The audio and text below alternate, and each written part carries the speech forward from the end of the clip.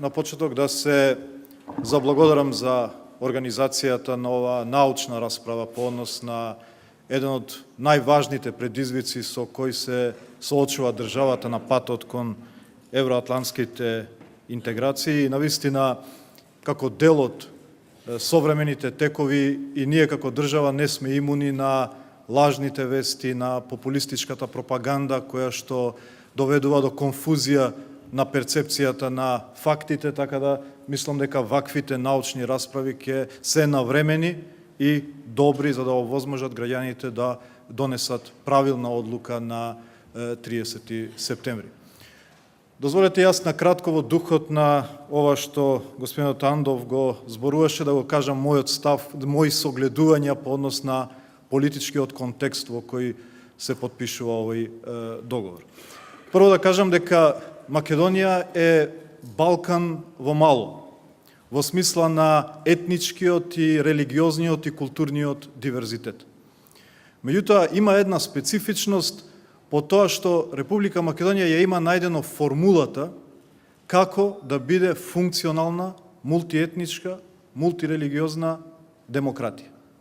И тоа со инвестиција пред се на меѓународната заедница, на Соединетите Американски држави, на Европската унија, на земите членки на Европската унија, меѓутоа и мудроста на домашните политичари во различни генерации, вклучувајќи го тука и господинот Стојан Андов. И јас често на пријателите од меѓународната заедница им велам: чувајте го овој модел, промовирајте го овој модел, спонзорирајте го овој модел, споделете го овој модел, бидејќи е навистина важен модел како да функционира една мултиетничка и мултирелигиозна демократија.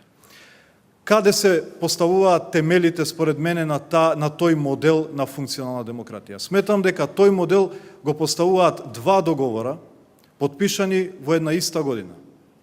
Тоа е Спогодбата за стабилизација и асоциација и Охридскиот рамковен договор, кои што стануваат лепак, кохезивен фактор на општеството, но исто така создаваат еден супраетнички наратив кој што го прави овој модел комплетен и функционален. И тој модел, всушност овие два договора стануваат погонско гориво за моделот, бидејќи се комплементарни и бидејќи се во ист дух и Охридскиот и Спогодбата за стабилизација и асоциација, што ја укажува нашата стратешка определба кон НАТО и Европската унија, меѓутоа и консензуалната определба на граѓаните на Република Македонија за таа ориентација, и тоа дава буст на општеството. Во 2005 го добиваме кандидатскиот статус, од 2009 година добиваме секоја година препораки за започнување на преговори како резултат на тоа гориво што се создава од овие два договора. Меѓутоа, поради нерешениот спор со Грција, поради ветото, тоа гориво стига до моторот, но моторот не пали. Препораките стигаат до Советот, но Советот не одговара на нив за да даде датум за преговори, за да почне Република Македонија да преговара за членство во Европската унија. И како моторот не работи, државата не се движи напред, ние влегуваме во длабока политичка криза, која што се претвара во длабока и институционална криза со ризици да премине во безбедносна криза во неколку наврати во тие години од 2015 па навака. И тогаш се случува и 27 април и формирањето на новата влада, која што треба да го врати моделот назад. Модел на функционалност на државата и враќање на договорите во сила.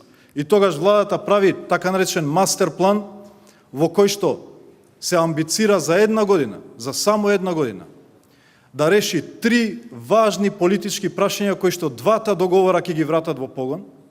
Тоа е договорот со Бугарија, договорот со Грција, но и договорот со албанците во однос на албанскиот јазик. И од друга страна да спроведе реформи за една година, пакетирани во план 369. Иако тоа никој не веруваше дека може во една година да се затвараат такви крупни политички прашања во еден тежок политички контекст, ние успеавме да го затвориме и договорот со Бугарија, и договорот со Грција, и да го донесеме законот за јазици, и да спроведеме 95% од реформите, со што добивме и датум за започнување на преговори, но добивме и покана за членство во НАТО. И сметам дека со овој договор успеавме да создадеме предуслови за силен напредок на државата. Гаранција за границите, гаранција за стабилност и мир, гаранција за економски развој, за цврстување на идентитетот на сите етнички заедници, создавање основа за градење на заеднички државен идентитет на кој што заеднички сите етнички заедници ќе се идентификувавме. Но создадовме еден нов начин на соработка и грижа еден за друг. И јас тука ќе кажам само еден момент од преговорите. Како дел од екипата бев вклучен во тие разговори со грчката страна и верувајте, на одредени директни разговори често се наоѓав во ситуација јас да го бранам македонскиот јазик и македонскиот идентитет, заборавајќи дека јас сум албанец и ја немам таа сензитивност. Меѓутоа имавме иста цел како екипа. И се случи еднаш во еден ист ден, јас да се најдам во таква позиција како албанец, да го бранам јазикот, да го бранам македонскиот идентитет и да слушнам изјава како премиерот Заев со ист жар го брани законот за албанскиот јазик. И мислам дека тоа е новиот квалитет што го создадовме во овој период.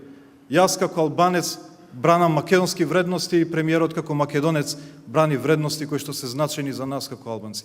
Таквите вредности треба да ги чуваме, таквите вредности треба да ги негуваме, а меѓународната заедница да не поддржи таквиот модел да го продадеме и да го промовираме во светот. Ви благодарам за вниманието.